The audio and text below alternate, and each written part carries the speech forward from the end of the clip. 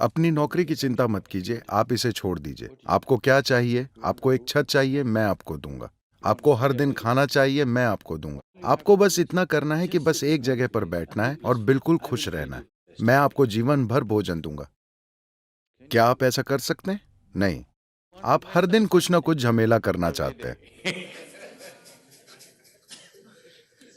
लोग कहते हैं वो सिर्फ रोजी रोटी कमाने के लिए काम कर रहे हैं। मैं कहता हूं कि चिंता मत कीजिए, मैं आपको रहने की जगह दूंगा, मैं आपको हर दिन खाना दूंगा, कोई परेशानी नहीं है। आपको बस इतना करना है, मैं आपकी आंखों में हर दिन परम आनंद के आंसू देखना चाहता हूं। बस इतनी ही अपेक्षा है। आपको कोई काम नहीं करना है, आपको मेरी सेवा नहीं करनी है, आपको कोई चीज भी नहीं बनानी है, कुछ नहीं।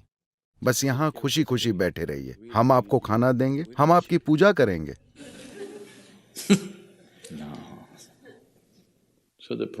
तो समस्या आपके काम में नहीं है, समस्या आपके जीवन में नहीं है, समस्या उस दुनिया में नहीं है जिसमें आप रहते हैं। समस्या बस ये है कि आपने इसके लिए जरूरी चीजें नहीं की, ताकि ये सहजता और सुंदरता से चल सके।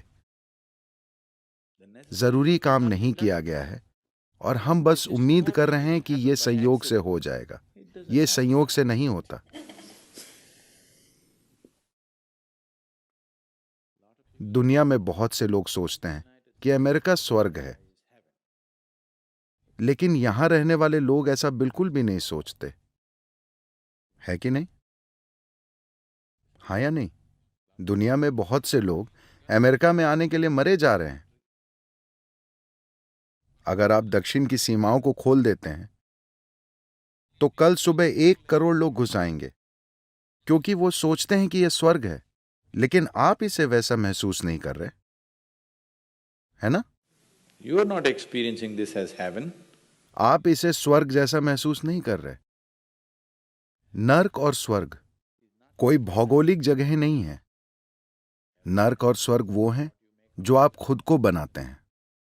स्वर्ग के बारे में बहुत सारी बातें इसलिए हो रही हैं क्योंकि तमामों लोगों ने खुद को नर्क बना लिया है। अगर आपने खुद को स्वर्ग बनाया होता तो क्या आप स्वर्ग जाने की बात करते? अगर आप यहीं बैठे बैठे परम आनंद महसूस कर रहे होते तो क्या आप स्वर्ग जाने की इच्छा करते? Once it happened. एक बार ऐसा हुआ 20वीं सदी की शुरुआत में। Ah, एक ऑर्थोडॉक्स ग्रीक चर्च के एक बिशप थे। ग्रीक ऑर्थोडॉक्स लोगों के अपने अलग चर्च होते हैं। उनके अपने पोप हैं जो टर्की में रहते हैं, आपको पता है। तो इस संप्रदाय के एक बिशप ने भारत के योगियों के बारे में इतना सुन रखा था कि वो भारत जाना चाहते थे, लेकिन वो कभी जा नहीं पाए क्योंकि उन्हें वहीं अपनी सेवाएं देनी थी। और 60 साल की उम्र के बाद जब वो सेमी रिटायर हुए तब उन्हें मौका मिला और वो भारत गए। तो वो दक्षिण भारत में उसी इलाके के पास आए जहां हम हैं, और वो एक आत्मज्ञानी, एक योगी से मिलना चाहते थे। तो किसी ने उन्हें बताया कि उस पहाड़ के ऊपर जाइए, वहां गुफा के पास एक योगी बैठे हैं, आप वहां जा सकते हैं। तो वो किसी तरह पैर घिसटते हुए पहाड़ पर चढ़कर गुफा तक पहुंचे।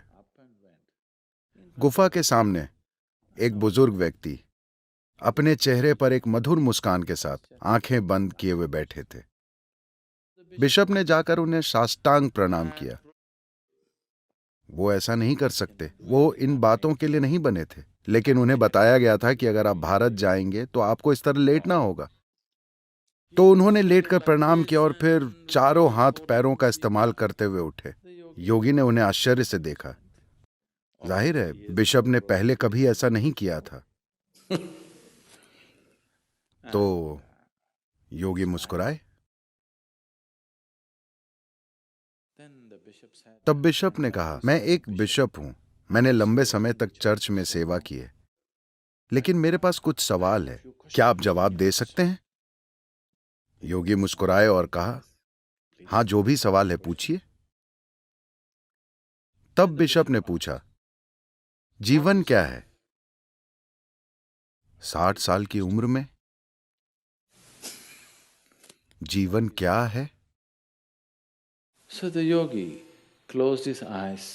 योगी ने आंखें बंद की और आनंद से भरकर कहा, जीवन बसंत की बयार में चमेली की सुगंध की तरह है। और ये कहते कहते उनकी आंखों में आनंद के आंसू आ गए।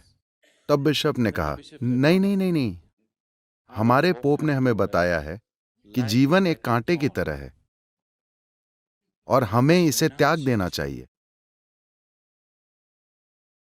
And even symbolically, और यहां तक कि ईसा मसीह ने प्रतीक के तौर पर कांटों का ताज पहना था। तो आप ये कैसे कह रहे हैं? हमारे पोप ने दूसरी बात कही है। योगी ने उसे देखा और मुस्कुराकर कहा, well, वो उनका जीवन है।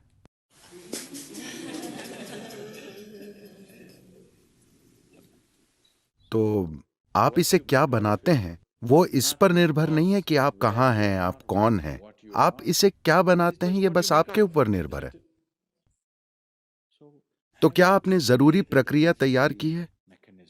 क्या आपने जरूरी सिस्टम बनाया है? क्या आपने अपने भीतर जरूरी सामग्री पैदा की है